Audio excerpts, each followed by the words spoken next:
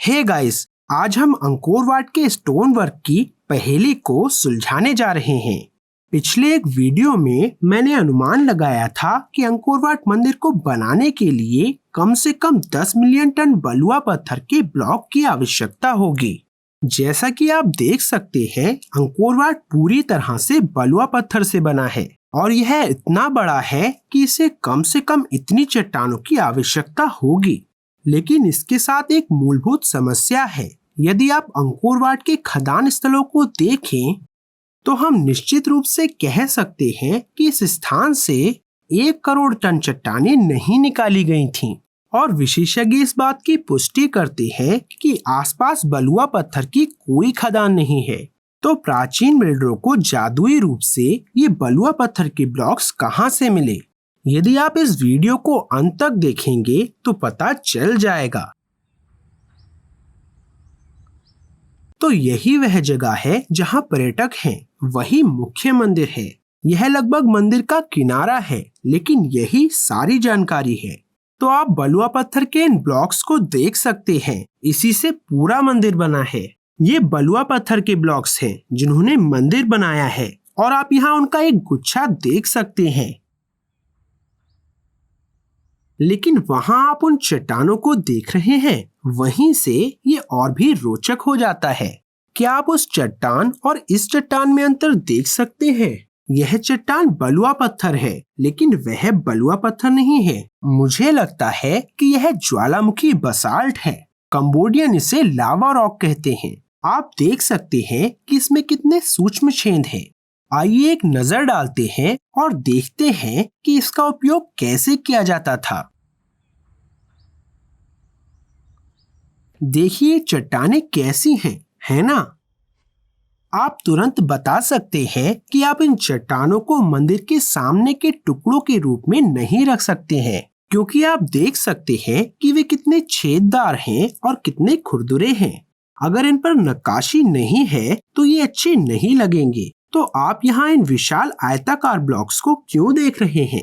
आप देख सकते हैं कि यहाँ कितने ब्लॉक्स हैं। यह पूरा क्षेत्र इन लावा रॉक्स से भरा हुआ है, लेकिन इन चट्टानों का इस्तेमाल मंदिर के निर्माण में भी किया गया था। तो आइए एक नजर डालते हैं और देखते हैं कि इनका इस्तेमाल कहाँ किया जाता था।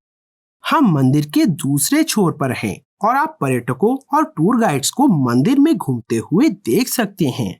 लेकिन याद रखें, जानकारी हमेशा उन जगहों पर होती है जहां लोग नहीं देखते हैं। इसलिए मैं आसपास के जंगल की खोज शुरू करता हूं। सामान्य लोग इस क्षेत्र में नहीं जाते हैं और आप कुछ बहुत ही रोमांचक देख सकते हैं। अंकोर वाट मंदिर न केवल एक खंडक द्वारा संरक्षित है, बल्कि इसकी एक विशाल परिसर की दीवार है। न केवल अब, यहाँ तक कि 1000 साल पहले भी ज्यादातर लोग इस क्षेत्र में नहीं जाते थे।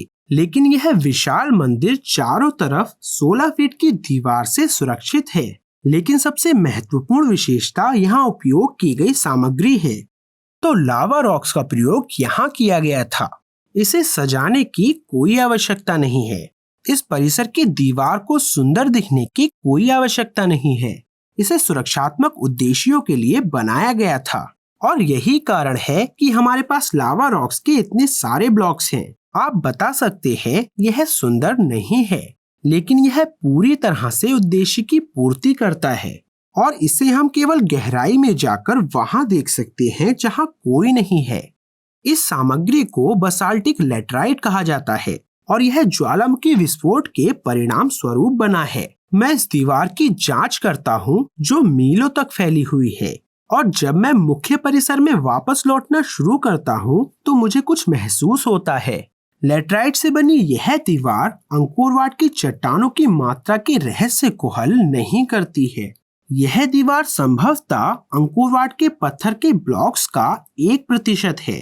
तो सिर्फ इसलिए कि मुझे पता चला है कि यह 1% लेटराइट से बना है, यह स्पष्ट नहीं करता कि 99% चट्टानें यह बलुआ पत्थर के ब्लॉक्स कहां से आए हैं। ठीक है, अब मुख्य परिसर में चलते हैं और हर जगह आप देखते हैं कि यह ठोस बलुआ पत्थर के ब्लॉक से बना है। ब्लॉक्स चिकने हैं और नक्काशियों से भरे हुए हैं। इन ब्लॉक्स को काटने और 200 फीट से अधिक लंबी इस संरचना को बनाने के लिए उन्हें बलुआ पत्थर के एक पूरे पहाड़ की आवश्यकता होगी। और फिर मुझे कुछ अजीब दिखता है। क्या आप देख रहे हैं कि यहाँ क्या हो रहा है? तो यहाँ आप देख सकते हैं कि हम अंकोर वाट के मुख्य परिसर में हैं और ये सभी बलुआ पत्थर के ब्लॉक्स हैं, जैसा कि आप देख सकते हैं। और अंदर देखिए, ज्वालामुखी बसाल्ट चट्टानें अंदर हैं। तो बलुआ पत्थर के ब्लॉक्स केवल ड्रेसिंग के रूप में उपयोग किए गए थे, क्योंकि वे तराशने में आसान होते हैं और वे बहुत अच्छे लगते हैं। लेकिन वास्तव में अंदर क्या है? वह वॉल्केनिक बसाल्ट है, जिसे कंबोडिया में लावा रॉक के रूप में जाना जाता है। इस तरह से इतने बड़े मंदिर का निर्माण हुआ है। यह ज्यादातर ज्वालामुखी चट्टान का उपयोग करके बनाया गया था। और बलुआ पत्थर संरचना या सामान जो आप हर जगह देखते हैं, वह सिर्फ एक ड्रेसिंग है। आइए संरचना के शीर्ष को देखें। हाँ, यह कई शताब्दियों के विनाश से गुजरा है, लेकिन आप अभी भी चिकनी सतह देख सकते हैं और आप उस पर सुंदर नक्काशी भी देख सकते हैं और इसकी सुंदरता की सराहना कर सकते हैं। लेकिन जैसे ही आप नीचे देखते हैं, आपका विचार बदलने लगता है। अचानक आपको लगता है कि ये सुंदर नहीं है। आपको महसूस होता है कि ये इतना बढ़िया नहीं है। क्यों? क्योंकि पहले आप एक सुपर मॉडल को देख रहे थे, लेकिन अब इसकी त्वचा छिल गई है और आप सुपर मॉडल के मांस और रक्त को देख रहे हैं। ठीक यही आप अभी देख रहे हैं। इसकी त्वचा बलुआ पत्थर थी, लेकिन मांस और रक्त बलुआ पत्थर नहीं है। इस मंदिर का अधिकांश भाग उस चिकने बलुआ पत्थर से नहीं बना है, लेकिन यह खुरदरा नारंगी रंग का लेटराइट नामक पत्थर इतनी अच्छी दिखने वाली सामग्री नहीं है। अब हम समझते हैं कि खदान स्थल वहां से हटाए गए 10 मिलियन टन बलुआ पत्थर के ब्लॉक्स क्यों नहीं दिखाते हैं, क्योंकि प्राचीन बिल्डरों ने बलुआ पत्थर का 100% उपयोग नहीं किया था। बलुआ पत्थर केवल अंकोर वाट की त्वचा थी। मानव शरीर की कल्पना करें और सोचें कि मानव शरीर का कितना प्रतिशत त्वचा होगा। तो बलुआ पत्थर प्रमुख घटक नहीं है। लेकिन अब सवाल है कि लेटराइट खदान कहाँ है? अब लेटराइट ब्लॉक्स किस पर्वत से आए? उन्हें कहाँ से लाया गया? लेटराइट खदानों पर नजर डालें तो ये आमतौर पर जमीनी स्तर पर ही पाई जाती है और मेरा अनुमान है कि प्राचीन बिल्डरों ने लेटराइट को मंदिर स्थल के बहुत करीब पाया होगा। इससे न केवल लंबी दूरी की परिवहन की समस्या समाप्त हो जाती, बल्कि यह भी स्पष्ट हो जाता है कि बलुआ पत्थर की खदानों से बहुत सारे पत्थर निकले हुए क्यों नहीं दिखते हैं। लेकिन मैंने आज कुछ शानदार किया है। मैंने अब प्राचीन बिल्डरों के दिमाग में झांक लिया है। प्राचीन निर्माता चाहते थे कि हम सोचें कि पूरा मंदिर सुंदर बलुआ पत्थर के ब्लॉक से बना है। आप मेरे चैनल पर अंकोर वाट के बारे में वीडियो पहले ही देख चुके हैं और आपको भी ऐसा ही लगा होगा। प्राचीन निर्माता हमें मूर्ख बनाना चाहते थे। उन्होंने केवल बलुआ पत्थर के ब्लॉक्स को बाहरी आवरण के रूप में इस्तेमाल किया। बलुआ पत्थर चिकना है, आप उस पर नक्काशी कर सकते हैं और यह अच्छा लगेगा, लेकिन बलुआ पत्थर स्थानीय रूप से उपलब्ध नहीं है। यह अंकोर वाट से 30 मील दूर पाया जाता है, इसलिए उन्होंने अंदरूनी हिस्से को लेटराइट से भर दिया जो स्थानीय रूप से उपलब्ध था। यह खुरदरा है, यह बदसूरत दिखता है, इसे तराशा नहीं जा सकता है, लेकिन यह मूल रूप से स्थान को भरने वाली सामग्री के रूप में उपयोग किया जाता है, बिल्कुल आधुनिक समय के पैकिंग की तरह। और फिर बस सैंडस्टोन से बाहरी सजावट कर दी गई। और फिर प्राचीन बिल्डर्स ने सोचा होगा कि पर्यटक कभी भी जंगल में जाकर इन दीवारों को नहीं देखेंगे, इसलिए उन्होंने लेटराइट चट्टानें प्रयोग की। अगर उन्हें पता होता कि कोई पागल आदमी कई सदियों बाद इस क्षेत्र को देखने आएगा, तो उन्होंने इस दीवार को सुंदर बलुआ पत्थर के ब्लॉक से तैयार किया होता और फिर इस दीवार के हर इंच पर नक्काशी भी की होती। तो क्या मंदिर से बलुआ पत्थर और लेटराइट से बना है? नहीं, अंदर एक और गुप्त तत्व है। यदि आप मंदिर खोलते हैं तो आपको बलुआ पत्थर के ब्लॉक्स दिखाई देंगे, अंदर आपको लेटराइट ब्लॉक्स दिखाई देंगे, लेकिन यदि आप इसे खोलते हैं तो आपको कुछ बाहर निकलता हुआ दिखाई देगा। वो क्या है?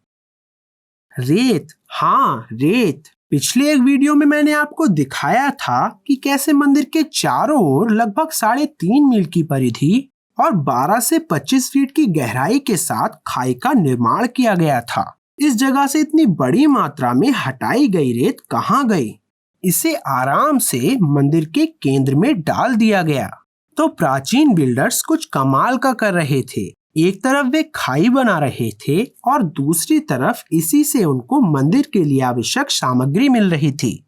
अंदर एक विशाल सपाट शीर्ष वाला पिरामिड मौजूद है जो पूरी तरह से रेत से बना है। सबसे पहले मुख्य संरचना रेत से बनी थी और इसे स्थिरता के लिए लेटराइट ब्लॉक्स के साथ इंटरलीव किया गया होगा। याद करिए, मैंने आपको बताया था कि लेटराइट मांस और खून की तरह था, तो रेत इस शरीर के कंकाल की तरह थी। उसके बाद लेटराइट ब्लॉक्स जोड़े गए और बलुआ पत्थर के ब्लॉक्स को अंत में बाहरी त्वचा के रूप में जोड़ा गया। और नक्काशी मेकअप है जो अंततः अंकोर वाट को इतना सुंदर बनाती है। एक बात स्पष्ट है, यह मंदिर आदिम अपरिष्कृत लोगों द्वारा नहीं बनाया गया था। इस तरह की जटिल इंजीनियरिंग के लिए असाधारण बुद्धि की आवश्यकता होती है।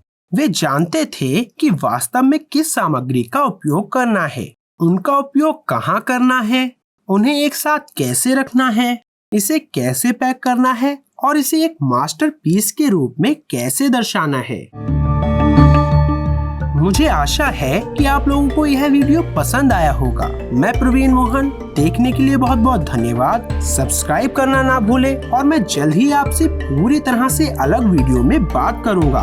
बाय।